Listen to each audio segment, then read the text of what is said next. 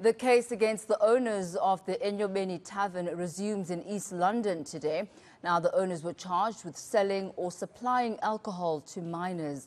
The couple is facing charges of contravening the country's liquor laws.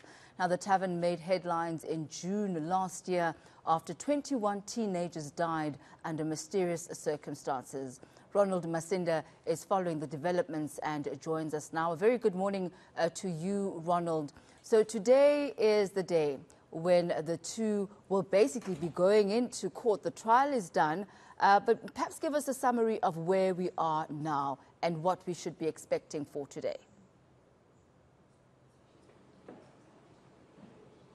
Good morning, Tammy. Well, since this trial started on the 25th of April, we've heard from several witnesses. Some of them were at Enyobeni Tavern when this tragic event took place. Some detailing, harrowing details of how they managed to escape after many young people were collapsing in front of them. We also heard from the Eastern Cape Liquor Board. They were basically saying that Vuyokazi Ndevu was the license holder. The details and the terms of conditions were made very clear to her not to sell alcohol to persons under the age of 18. We heard from the police. We also heard from people who live in Scenery Park saying that during the time there was a lot of young people who were always frequently go to Enyobeni Tavern to party. Now, joining us is a father who lost a boy during this tragic event. I am joined by Utata Khulekile Ngandana. Thank you so much indeed for your time, sir. How have you summed up the state's case? Good morning, Roland. Good morning to your viewers as well. As you know, that the state on its side has concluded with the witnesses. Well, there has been quite a lot going on from the date that this case started in the court. Now we will be waiting for the accused to take the stand so that the state can say exactly if, as we know, they are still the accused at the moment, and then we will hear from the state where to go from there. The defense is expected to start its case. Do you know perhaps if who will be called up? No, from the defense's side, we don't know who will be called up. They have their own witnesses of which we know nothing about. So we will only see them here in court, and we will hear their evidence here in court. Of course, there's also an ongoing inquest trying to determine as to who should be held responsible for the deaths of 21 young people. What is the latest update with regards to this inquest? And more importantly, as parents, you've been calling for getting, the post-mortem results. Have you received it? Well, the inquest also is ongoing. It started, I think, last month, and then it was postponed to the 26th of this month, which is on Thursday.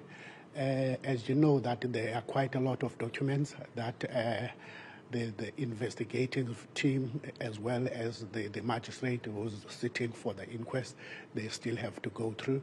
So it will take quite some time before it gets concluded.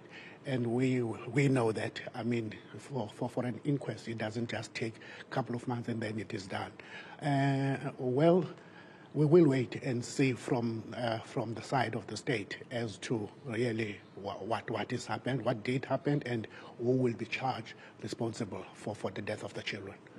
Just finally, Tadungandana, we've also seen throughout the Eastern Cape, there have been initiatives to try and address this issue of pins down parties, and this has been taking place quite regularly, even after this tragic event at Enyobeni Tavern. As a parent, how do you feel when you hear of such initiatives? Is it too little, too late? Or are you encouraged that this matter is now being addressed? Well, I won't say it is too little, too late. I am encouraged by the fact that it is happening to try and stop such things to happen again in the Eastern Cape. Although, yes, we might look at it as the incident, if you look at it, as much as a lot has been said about saying the pens down and all that sort of thing. But if you look at this one, Most of the children were there because there was a DJ. If you look at the 13-year-old, the 13-year-old, she was not even drunk in that incident. She was there only because there was a DJ. So children, they love music, more especially the DJs. But unfortunately, that's the place where did this happen. It was not supposed to be in a place where children are allowed to get into, because there's alcohol involved. So I think we must always encourage the fact that children of the young age, underage children, should stay away from such places going forward. All right, thank you very much indeed for your time, Tatu Nandana. Well, that's the situation here in court. We are expecting the trial to resume shortly after 9 o'clock.